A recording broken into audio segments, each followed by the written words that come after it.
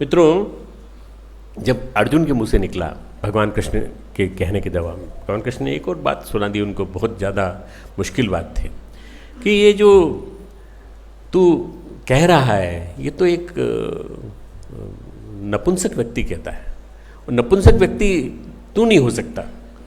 तू जो है अपने हृदय की दुर्बलता को निकाल, क्षुद्रता को निकाल। क्षुद्रम हृदय दौर्बल्यम त्यक्तोत्तिष्ठ परंतप, उठ छोड़ करके खड़ा हो जा परंतप। देखो, विवेकानंद ने भी कहा खड़ा हो जा, श्री कृष्ण भी कह रहे खड़ा हो जा, गुरुदेव ने भी कहा बेटा तू भी खड़ा हो जा, मैं तेरे साथ हूँ। बस तो खड़ा होना जरूरी है। हम क्या, हम तो बैठे बैठे लेटे लेटे ही सोचते रहते हैं, तरह तरह के देवा स्वप्न देखते रहते हैं। नहीं, आप खड़े हो जाओ, खड़े होकर के चलो। अगर विश्वास हो मन में कि गुरु साथ है, तो गुरु तब तक जिंदा रखेगा जब तक तुमसे काम लेना है। इसलिए कभी मन में से विश्वास मत हटने देना, विश्वास प्रगाढ़ बनाए रखना। तो उसके बाद उसके मुंह से निकला, शिष्यस्ते हम शादी माम तो हम प्रपन्नम। मैं किस मार्ग पे जाऊँ, श्रेय मार्ग पे जाऊँ कि प्रेम मार्ग पे जाऊँ? मैं आपका शिष्य हूँ, आप मुझे अपनी शरण में ले लीजिए। जैसे ही उसने कहा मैं आपका शिष्य हूँ, बस ये जिज्ञासा प्रकट हो गई। जिस दिन आपके मुंह से निकल जाता है गुरुदेव मैं आपका शिष्य हूँ, आपको छोड़ के कहीं नहीं जाऊँगा, ये संबंध जो होता है ये पतिव्रता पत्नी का पति के साथ होता है, वो वाला संबंध है। शिष्य जो है पतिव्रता पत्नी की तरह से पति के साथ, अपने गुरुदेव के साथ जुड़ा रहता है, गुरु सत्ता के साथ जुड़ा रहता है, तो मजबूत होता है, नहीं तो नहीं होता है। और अगर मान लीजिए संबंध ये है कि पड़ोसी के साथ ज़्यादा संबंध नहीं, इधर ज़्यादा संबंध नहीं, उधर ज़्यादा संबंध नहीं, तो प्रगाढ़ नहीं होगा। प्रगाढ़ नहीं होगा। प्रगाढ़ मतलब ये कि फिर किसी और की तरफ देखना ही नहीं। अगर किसी को सदगुरु के पास जाना है तो हम आपको पता बताते हैं, हमारे गुरुदेव सदगुरु बने, सदगुरु बनने के बाद मिल पाए। मित्रों, गुरु ढूंढता है, और गुरु ढूंढता है, गुरु मुश्किल से मिलता है, गुरु मुश्किल से मिलता है। एक जुन्नेद नाम का यह सूफी फ़कीर हुआ है, जुन्नेद, और उसने पूछा अपने गुरु से कि अपने जो शिक्षक थे, मुझे गुरु मिलेगा? हाँ मिलेगा, ढूंढ। तो जिज्ञासा के साथ ढूंढ। तो देखा वो जंगल में गए तो एक फ़कीर बैठे थे, फ़कीर से उन्होंने, उसको फ़कीर की कोई विशेषता दिखाई नहीं दी, उसको सामान्य फ़कीर दिखाई दी। बोले आप मुझे बताएंगे मेरे गुरु कैसे होंगे? बोले हाँ, आपके गुरु जहाँ होंगे वहाँ चारों तरफ प्रकाश ही प्रकाश होगा, चारों तरफ प्रकाश ही प्रकाश, और जिस वृक्ष के नीचे बैठे होंगे वही प्रकाशित हो रहा होगा। इतनी सुगंधी आ रही होगी कि सुगंधी में आप झूम जाएंगे पूरी तरह से। अच्छा, ऐसे गुरु होंगे तो कहाँ मिलेंगे? ढूंढो ढूंढो ढूंढो ढूंढो ढूंढो ढूंढो।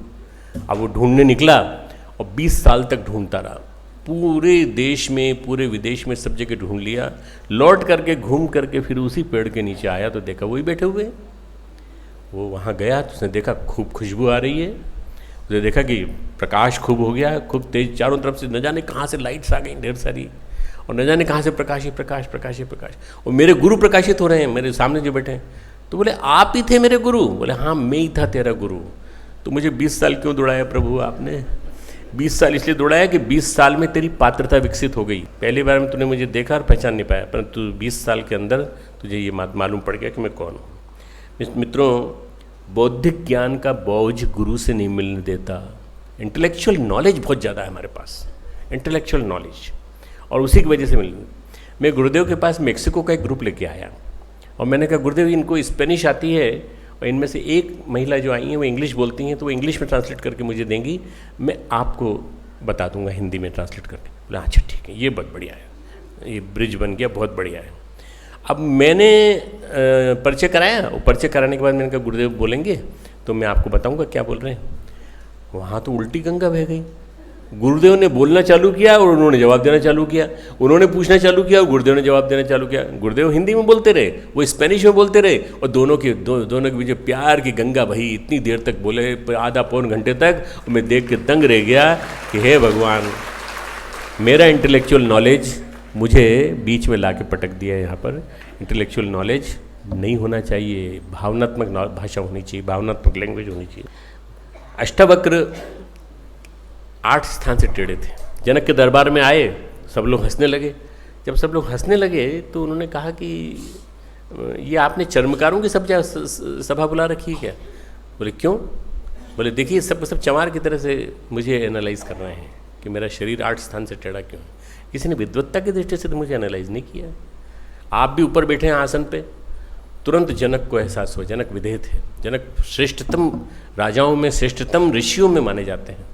और जनक नीचे उतर के आए, प्रणाम किया, उनको चरण स्पर्श किया, और चरण स्पर्श करने के बाद उन्होंने बोला, प्रभु इन सब की ओर से मैं क्षमा मांगता हूँ, आप बैठिए। तो अपने स्थान पर उनको बिठाया, और उसके बाद जो अष्टावक्र ने जो बातचीत की है, सारे के सारे जितने विद्वान बैठे थे सब के सब एकदम सन्न रह गए कि इतना बड़ा ज्ञानी हमारे बीच में आया और हमने उसको सुना नहीं। अष्टावक्र गीता, सारे समुद्र के पानी को मिला दिया जाए और उससे हिमालय खड़ा किया जाए, इन सब का ऊंचा शिखर खड़ा किया जाए, इन सब का जो ज्ञान है वो अष्टावक्र गीता में ज्ञान है। अष्टावक्र गीता इतनी महत्वपूर्ण गीता है। हमारे YouTube चैनल शांति कुंज वीडियो गायत्री परिवार को सब्सक्राइब करें एवं बेल आइकन जरूर दबाएं ताकि गायत्री परिवार की विभिन्न गतिविधियों की जानकारी आपको मिलती रहे।